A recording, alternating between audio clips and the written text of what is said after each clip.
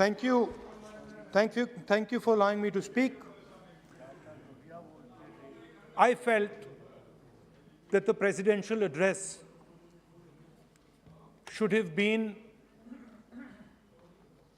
a strategic address, an address that spoke to India about where we are and where we should be going. What are the challenges we are facing?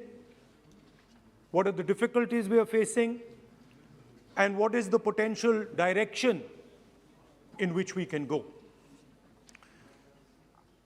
Unfortunately, the presidential address was a long list of things that the government claims to have done, but didn't really contain the deeper strategic issues that we would have liked to see.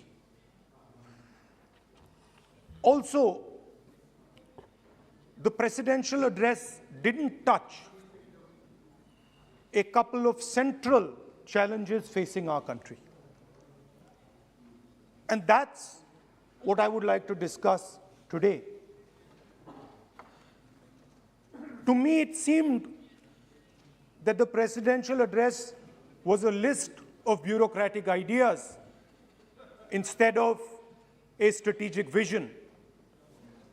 It looked to me as if it had been constructed not by a vision of leadership, but by a group of bureaucrats who had simply to put something down on paper. So what did the presidential address miss? What did the presidential address not speak about? What did the presidential address hide from the people of India?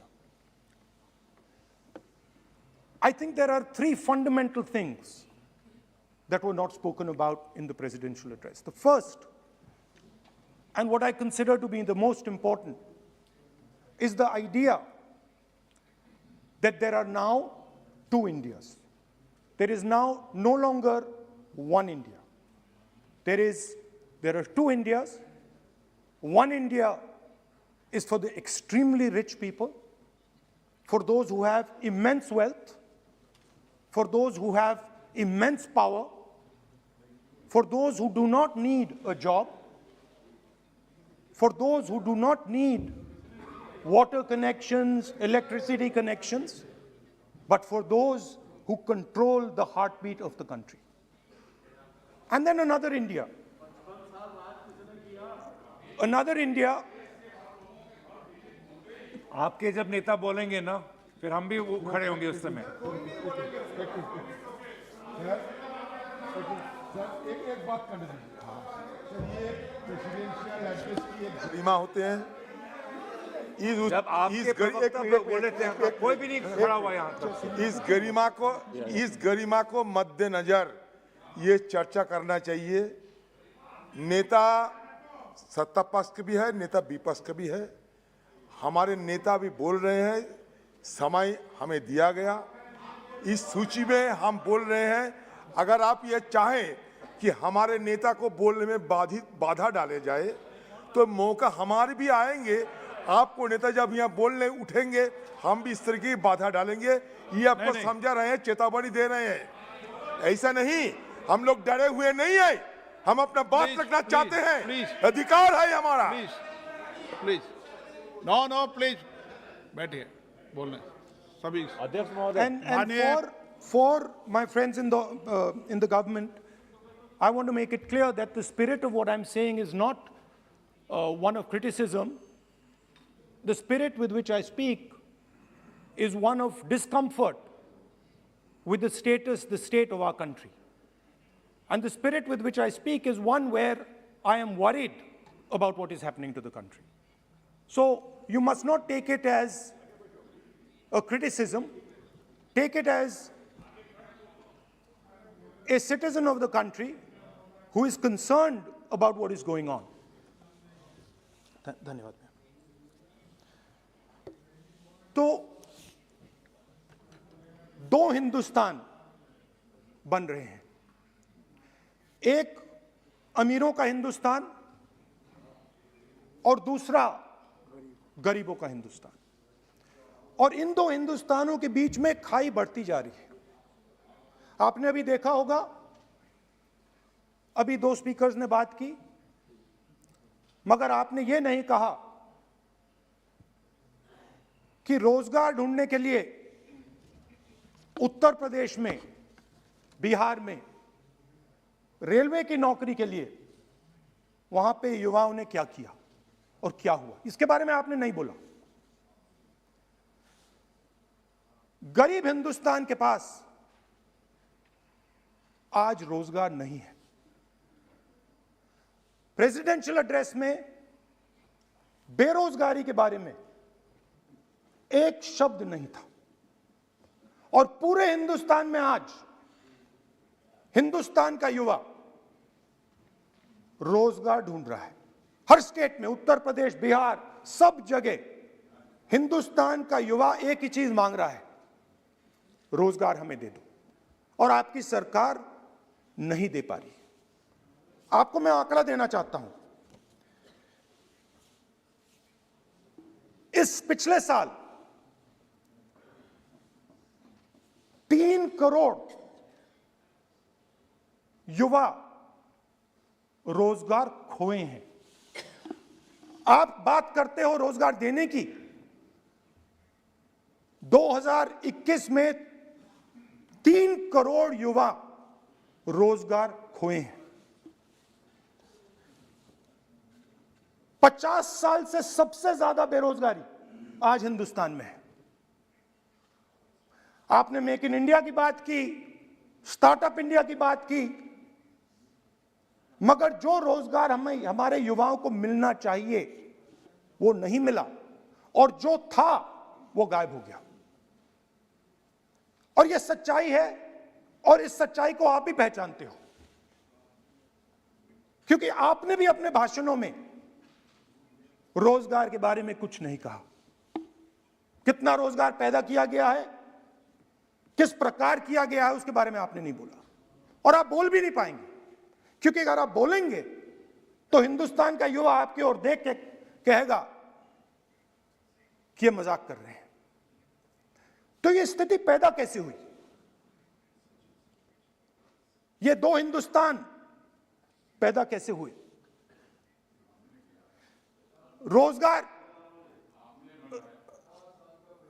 रोजगार small और medium industry और जो हमारा informal sector है उधर बनता है। लाखों करोड़ रुपया आपने उनसे छीनकर हिंदुस्तान के सबसे बड़े अरबपतियों को दिलवा दिया। आपने पिछले 7 साल में अनऑर्गेनाइज्ड सेक्टर और स्मॉल और मीडियम इंडस्ट्री पर एक के बाद एक आक्रमण किया है। 7 की कर रहा हूं, मैं 60 की भी करूंगा। मैं अपने भाषण में अंत में 60 साल की बात करूंगा आपको खुश करने के लिए। आप ठहर जाइए। मगर असंगठित जो सेक्टर है उस पर आपने आक्रमण किया। कैसे किया? नोटबंदी, गलत जीएसटी और कोरोना के समय जो सपोर्ट उनको देना था आपने नहीं दिया। नतीजा क्या हुआ? नतीजा यह हुआ कि आज 84% हिंदुस्तान के लोगों की आमदनी घटी है और वो तेजी से गरीबी की ओर बढ़ रहे हैं। यूपीए की सरकार ने, आपने पूछा 60 साल की बात आपने कही, यूपीए की सरकार ने 23 करोड़ लोगों को गरीबी से निकाला था 10 साल में। हमारा आंकड़ा नहीं है, हमारा आंकड़ा नहीं है, हमारा आंकड़ा नहीं है। सब जानते हैं। आप हंसिए, हमारा आंकड़ा नहीं है, यह सच्चा आंकड़ा है। 27 करोड़ लोगों को हमने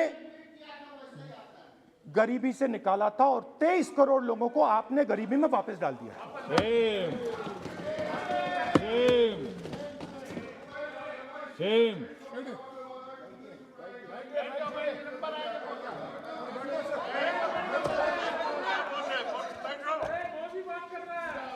और हो क्या रहा है, फॉर्मल सेक्टर में मोनोपोलीज बन रही हैं। किसी भी आप सेक्टर में देखिए, और सबसे दो मोनोपोलिस्ट के बारे में थोड़ा सा बोलूंगा।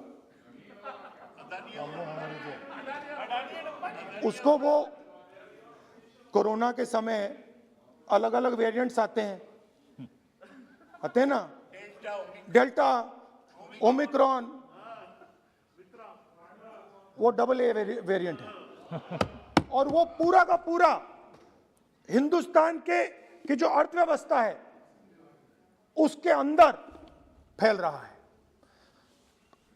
आपने बात उठाई तो मैं उसके बारे में पहले बोल देता हूं।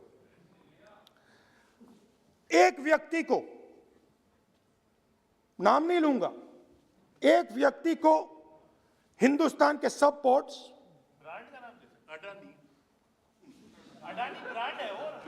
ब्रांड, हिंदुस्तान के सब पोर्ट्स, हिंदुस्तान के सब airport, power, transmission, mining, green energy, gas distribution, edible oil, जो भी हिंदुस्तान में होता है उधर अदानी जी दिखाई देते हैं।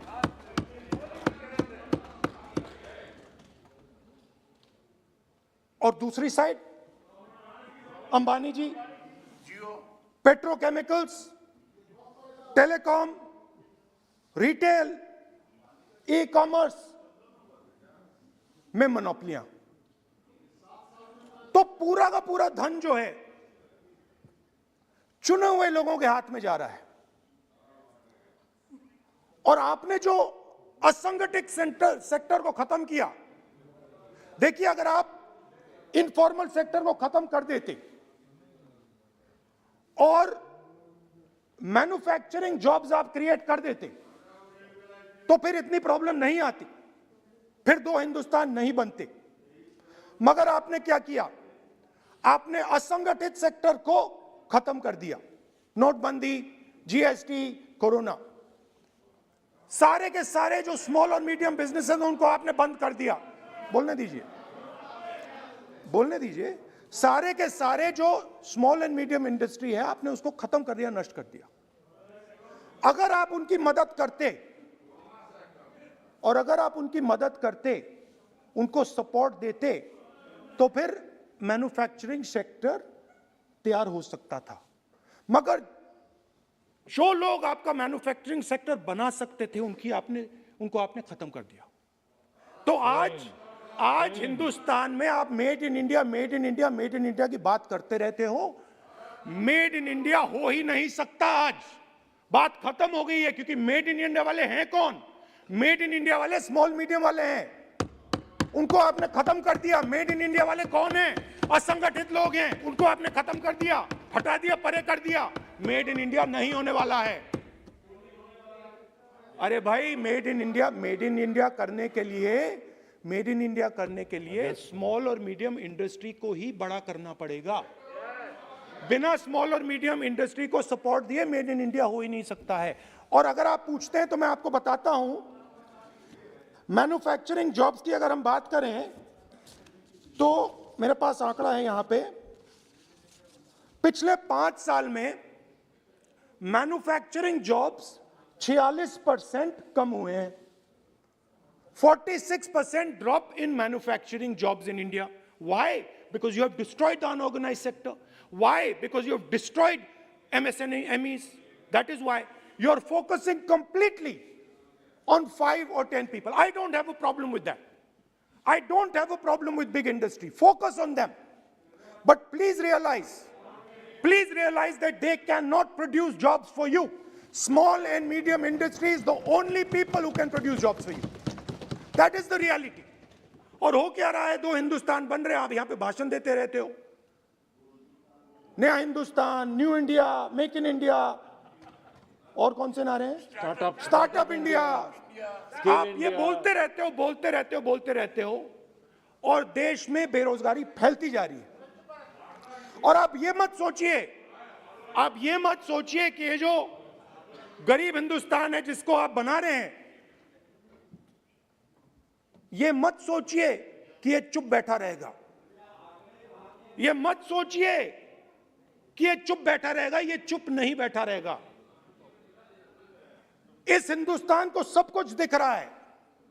इस हिंदुस्तान को दिख रहा है कि आज, सुनिए, इन लोगों को दिख रहा है कि आज ये आंकड़ा, आप सुनिए, ये आपकी सरकार की देन है, ये आंकड़ा अच्छी तरह सुनिए।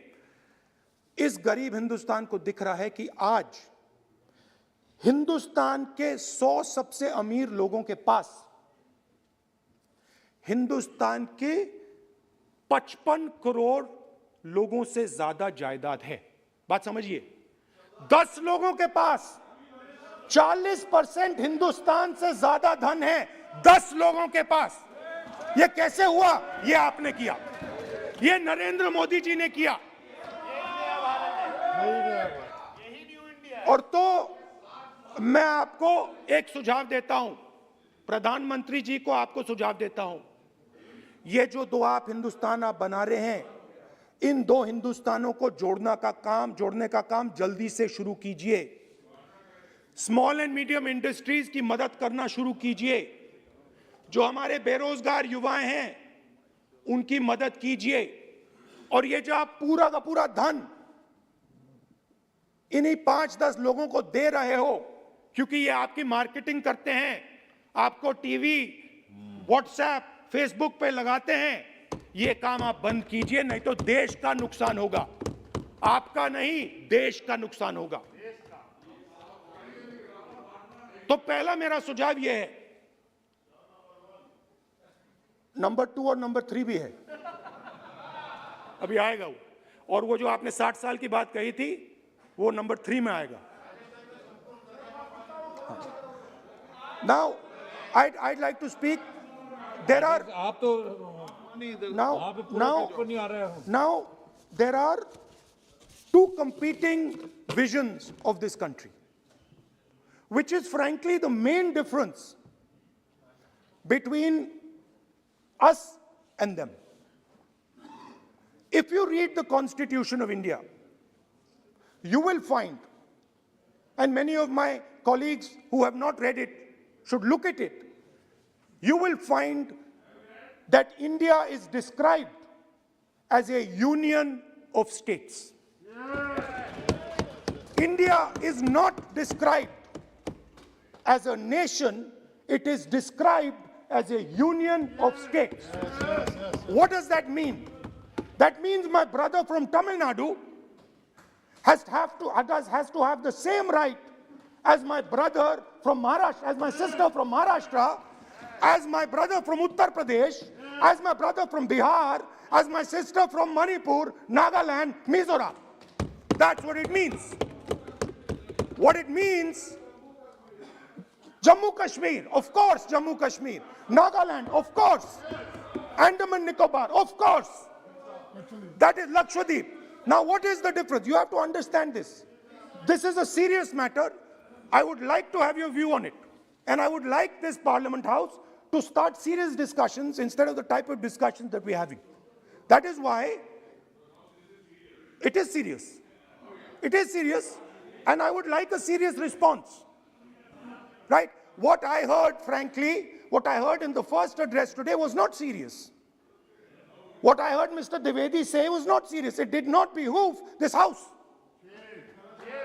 It was not at the standard that this House should be used to. It is not at the standard that India should watch.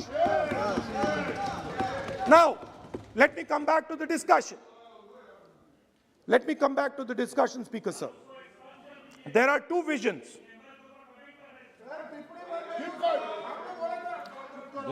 There are there are two visions of this country. One vision that it is a union of states, meaning it is a negotiation, meaning it is a conversation. Meaning, I go to my brother in Tamil Nadu and I say, what do you want? And he says, this is what I want. And then he asks me, what do you want? And I say, this is what I want. It is a partnership. It is not a kingdom. Remember that. You will never, ever in your entire life rule over the people of Tamil Nadu. It cannot be done.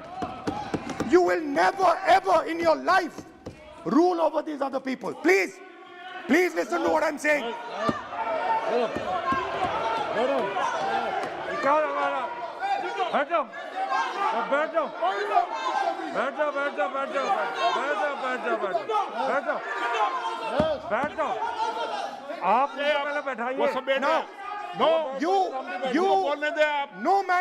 Now,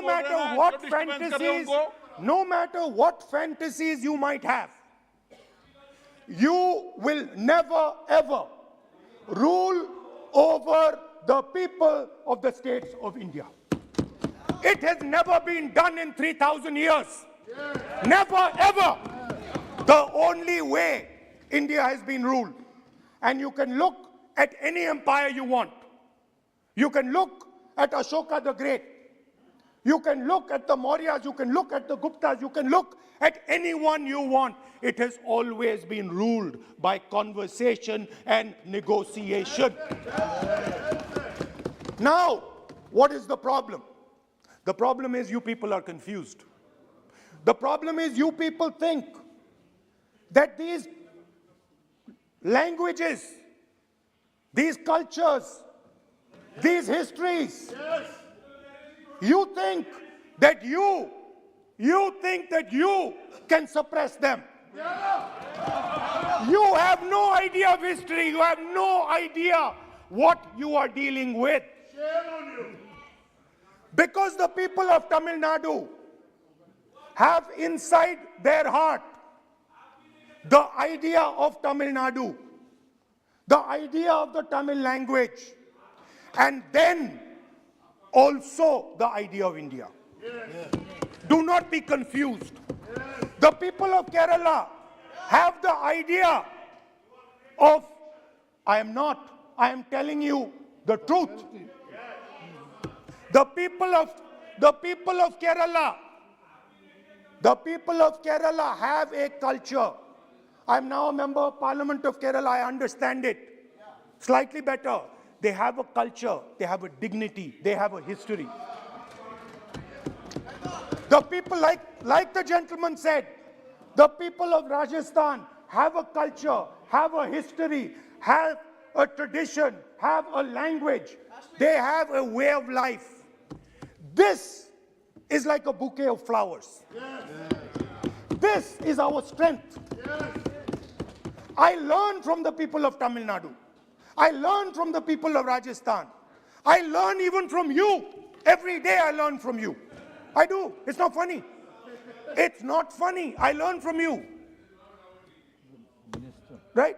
It's not funny. Anyway, there is another vision. A vision that India can be ruled by a stick from the center. You people have no idea of history. Because every time it has been attempted, that stick has been broken and smashed.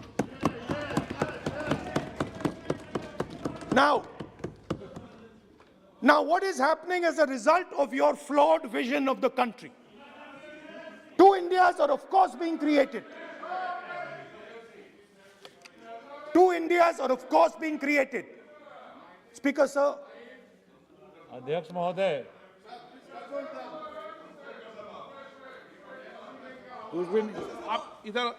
So what is happening? What is happening as a result of this flawed vision?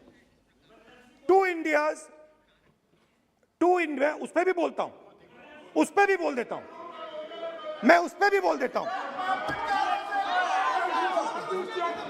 मैं emergency में भी बोल देता हूं, कोई problem नहीं है, मैं बोलने से नहीं डरता हूं, आप उनका मैं डरता नहीं, मैं बोलने से, आप Anyway, so there are two visions.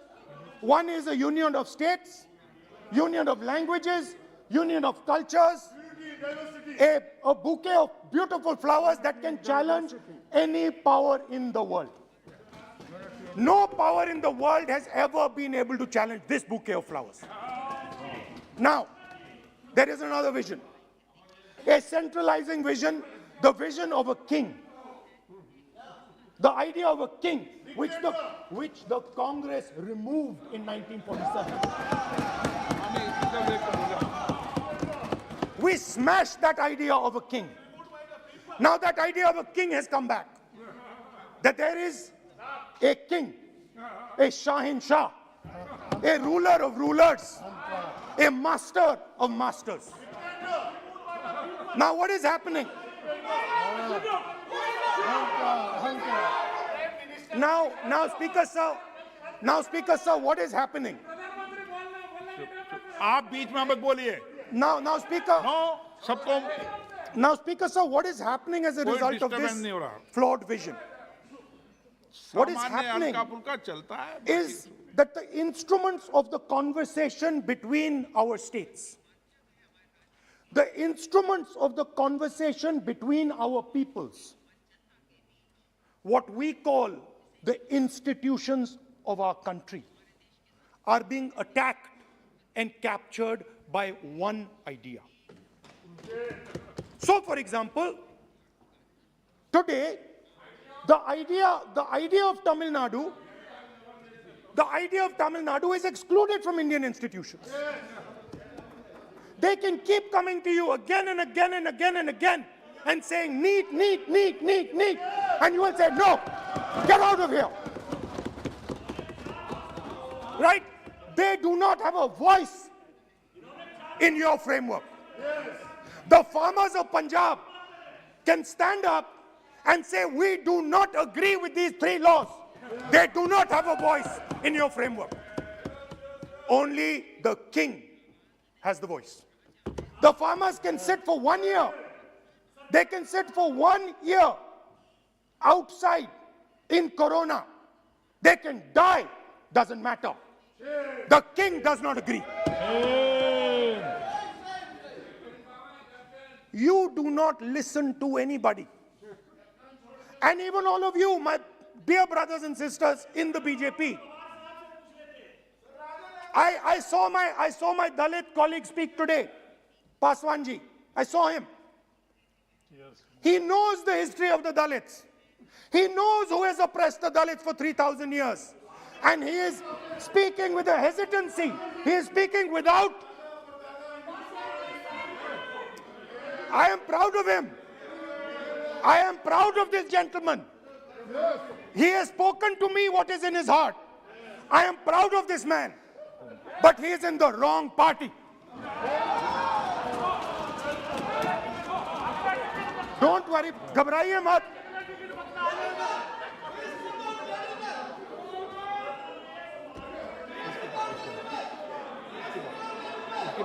नहीं, बीच में नहीं.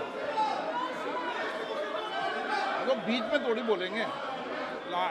बाद में. No. Look, Speaker Sir, I am a democratic person.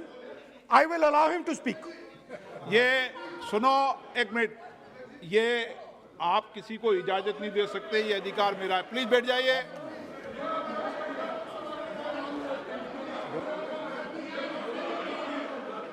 मैं आप वो इजाजत दे सकते हैं क्या आसन को? वो इजाजत देने का अधिकार नहीं है.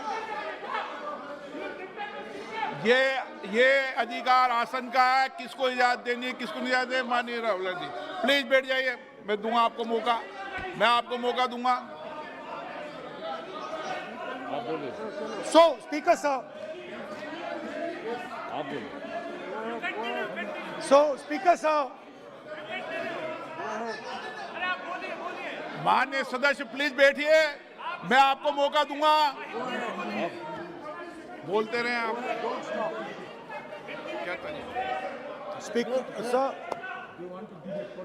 Speaker Sir, so this confused ideology, this confused understanding of the nation of India is playing havoc with this country. And I'll give you examples. The judiciary, the election commission, Pegasus. These are all instruments of destroying the voice of the Union of States. When you apply Pegasus on an Indian politician, when the Prime Minister personally goes to Israel and authorizes the use of Pegasus in India, he is attacking the people of Tamil Nadu. He's attacking the people of Assam. He's attacking the people of Kerala. He's attacking the people of Bengal. एक minute, point of order. 52(1). 352(1). Speaker sir, 352(1) कहता है कि a member while speaking shall not refer to any matter of fact on which a judicial decision is pending. Supreme court में ये pending है sir, और यदि इनको सुप्रीम कोर्ट पर विश्वास है, कोर्ट पर विश्वास है, तो ये अपना फोन जो है जमा करें, पहले ये शामिल हो सर, ये पहले उसके इंक्वायरी में शामिल हो, क्योंकि इनका नाम भी पेगासस में है, सो कॉल्ड ये जो कह रहे हैं, इसीलिए ये पेगासस का नाम नहीं ले सकते सर, ये कोऑपरेट नहीं कर। Now, so what is happening is that a particular organization has captured the institutional framework of the country and is attacking the voice of the different states of this country. And my fear is that you will get a reaction from that voice. My fear is that this attack that you're carrying out on the institutional framework of this country is going to get a response from the Union of States. And you're fiddling. I understand this. You might not appreciate it, but my great-grandfather spent 15 years in jail building this thing. My grandmother was shot 32 times, and my father was blown into bits. So I understand a little bit about what this country is. My blood has been sacrificed, not by me, by my great-grandfather, by my grandmother, by my father for this country. So I understand what it is. And you are fiddling with something very, very dangerous. And I am advising you, stop. Because if you do not stop, you will create a problem. You have already started creating the problem. The problem has already started in the northeast. The problem has already started in Tamil Nadu. You're not visible. It's not visible to you right now. Jammu Kashmir, which I will speak about, which is my third point. Now, what you're fiddling with is extremely dangerous, and it demonstrates a complete lack of understanding of history. Please, this evening, go back and look at all the empires that have ever ruled India.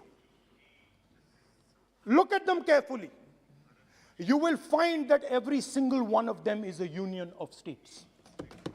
There's not a single empire. There was a reason Ashok used to go and put his pillars everywhere, because it was a union of states where Ashok, the great king, respected everybody. You are disrespecting everybody. Disrespect me, I don't care. It doesn't matter to me. But you cannot disrespect the people of this country. Right. Now, final. And I think one of the more important parts of my speech. Actually, I want to say one other thing, which I demand an apology from the Home Minister. And this represents again the idea of a union of states versus the idea of a king. Now, a few days ago, some political leader, I'm not going to name, came to me from Manipur. And he was very agitated. I spoke to him, I said, why are you agitated, my brother? And he says, Rahul ji, I have never felt as insulted as I have a few days ago. I said, why? He said, Rahul ji, a delegation of Manipuris, political leaders, senior leaders went to see the Home Minister.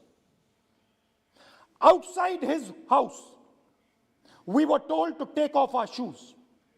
And when we went inside his room, we found that the Home Minister was wearing his chappals. What does this mean? What exactly does this mean? Why is it that in the Home Minister's house, the Home Minister can wear chappals, but a delegation of Manipuri politicians cannot? What does this mean? Why? No, it reflects. नहीं, गलत नहीं बोल रहा हूं. मैं आपको photo दिखा दूंगा स्पीकर सर, मैं आपको फोटो दिखा दूंगा. मैंने उस व्यक्ति से बोला आप गलत बोल रहे हो. उसने कहा राहुल जी मैं आपको फोटो देता हूं, और फोटो दी उसने मुझे. This is not the way to deal with the people of India. Anyway, now let me come to my final and I think most important point. Go ahead. We are sitting. संस्कृति ये होती है कि वो भी जूते उतारे और आप भी. संस्कृति ये नहीं होती कि वो जूते उतारे आप नहीं. ये पता नहीं कौन सी संस्कृति है आपकी. Anyway, let me finish. Very, very ridiculous argument against the Honorable Home Minister. It's not. And it has touched the religious sensibilities. You have touched the religious sensibilities of all our people. You will decide. हमारी धार्मिक परंपराओं पर ऐसी टिप्पणियां कर सकते हैं क्या? Mr. Goyal, sit down. Sit down, Mr. Goyal, sit down. Speaker sir, ये भारत के धर्म के ऊपर अटैक कर रहे हैं, भारत की धार्मिक परंपराओं पे अटैक कर रहे हैं, और ये हम सबकी धार्मिक परंपराओं के ऊपर आघात है. चेक कर लूंगा. हमारे घर में भी यही है परिस्थिति. Sit down. Speaker sir, आप सब क्यों खड़े हो जाते हो भाई? it reflects a mentality. It reflects a sense that I am bigger than you. You are nobody, I am everybody. That is why I will wear my shoes and you will not. Anyway, going back to the main point. Now, and the final most important point.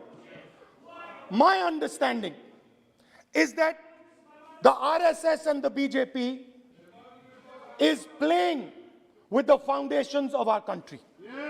And they are weakening the foundations of our country.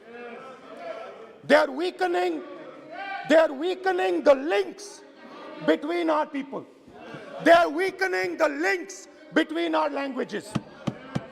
Now, they have further weakened the country. They have further weakened the country by ensuring that not a single Indian youngster can get a job. So today, unlike a decade ago, 15 years ago, India is weak. Ask yourselves, why you were not able to get a guest on Republic Day. Ask yourself that question. Don't look surprised. Ask yourself that question. What is happening is that India today is completely isolated. We are completely isolated and surrounded. We are surrounded in Sri Lanka, Nepal, Burma, Pakistan, Afghanistan, China, everywhere we are surrounded. And our opponents understand our position. please let me speak, because I'm saying something very serious, right? I'm saying something very serious. Let me say it. We have been weakened. The conversation between our people is not taking place. Our institutions are under attack, and we are completely surrounded.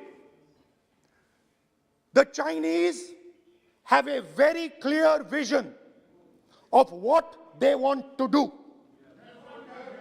They are very, very clear about what they want to do.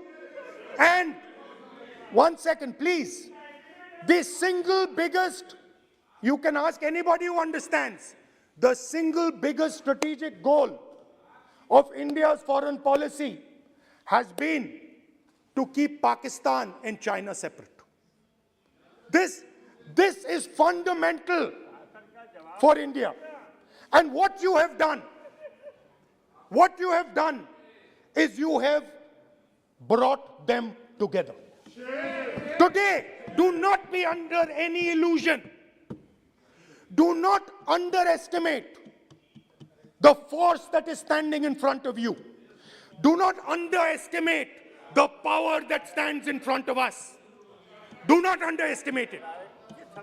You have brought Pakistan and China together, and this is the single biggest crime that you could commit against the people of India. China has a clear vision, and I can clearly see, without any confusion in my mind, that China has a plan. China has a plan.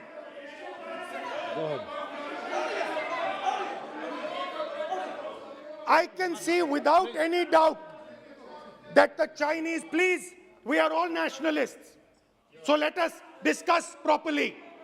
I can see that China has a clear-cut plan.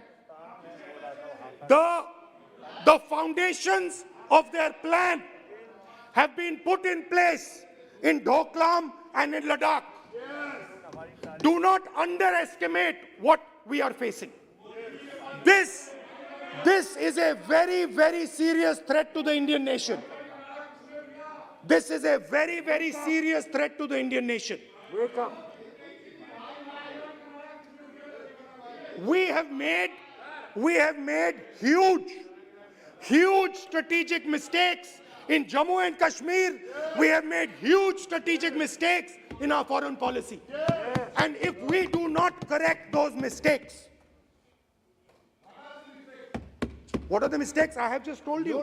You have brought China and Pakistan together. You have brought China and Pakistan together. You have taken the concept of two different fronts and converted it into one unified front. And by the way, in case you haven't realized it, in case you haven't understood what's going on, it is very clear that the Chinese and the Pakistanis are planning. Look at the weapons that they are buying. Look at their activity. Look at the way they are talking. Look at who they are speaking to. I am clearly stating in the House of Parliament that we have made a massive blunder, and we need to make sure, absolutely sure, that we can defend ourselves against the Chinese. Please remember what I'm saying, because the Chinese will act. Remember what I'm saying, and remember that you will be responsible for anything that happens. That is why it is important that as a nation, we start this conversation.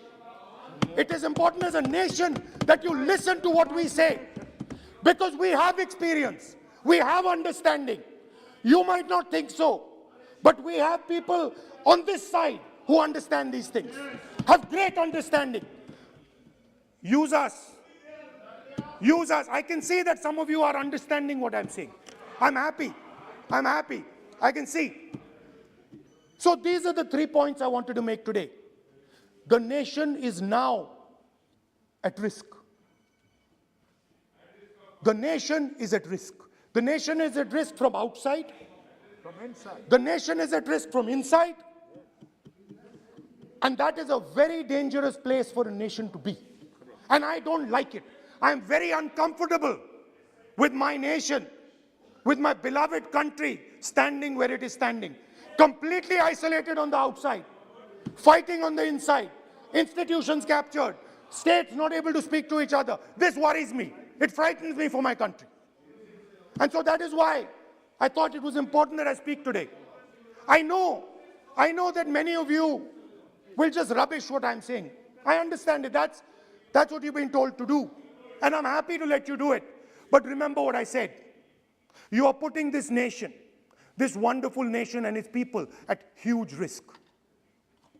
Stop. Thank you. Please, Pat.